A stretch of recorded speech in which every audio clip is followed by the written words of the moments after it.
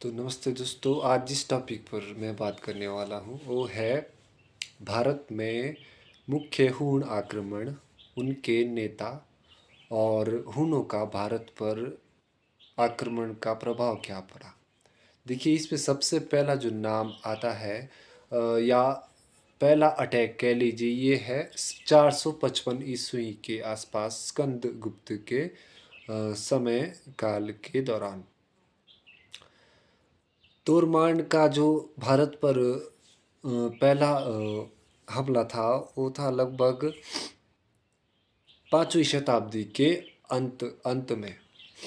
और इसके बाद इसका पुत्र मिहिरकुल इससे भी निर्दयी व्यवहार वाला था, जिसने भारत में बहुत ज़्यादा क्रूरता मचाई, या जिससे आप कह सकते हैं कि जो बौद्ध मठों में रहने वाले भिक्षु लोग होते, पढ़ने लिखने वाले लोग होते, उनके खिलाफ बहुत ज़्यादा हिंसा का इस्तेमाल किया।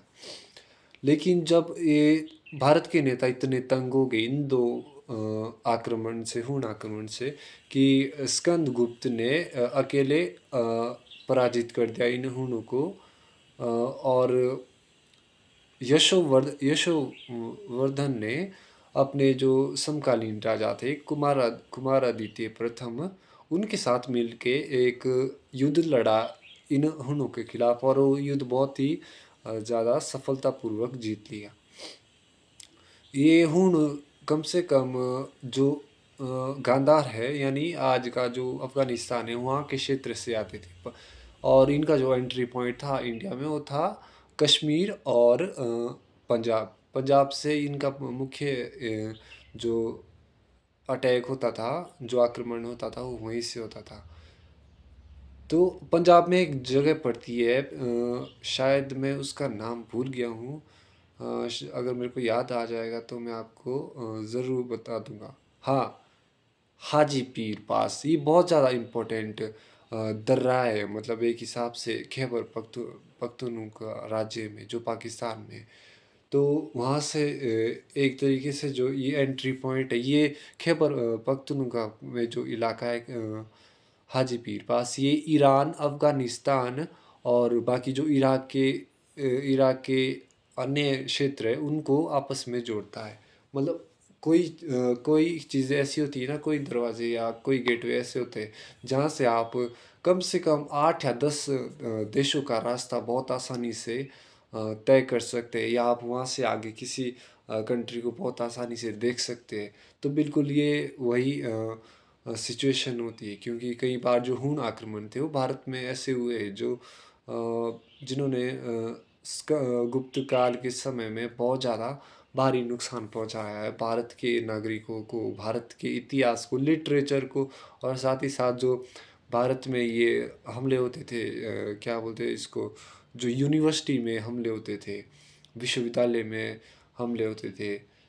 तो आपको ये पता होगा कि अहमद शाह अब्दाली जब भारत में आया था तो उसने नालंदा विश्वविद्यालय को बहुत बुरी तरीके से जला दिया था। उसके बाद जो भारत का आर्थिक और सैन्य रुतबा है, और वो मतलब दुनिया में बहुत ज़्यादा फीका पड़ गया था। तो किसी भी कह सकते हैं किसी भी देश की सबसे बड़ी पावर होती है उसकी एजुकेशनल अथॉरिटी, उसकी एजुकेशनल सॉफ्ट पावर, जो कि बहुत ज़्यादा इम्पोर्टेंस रखती है।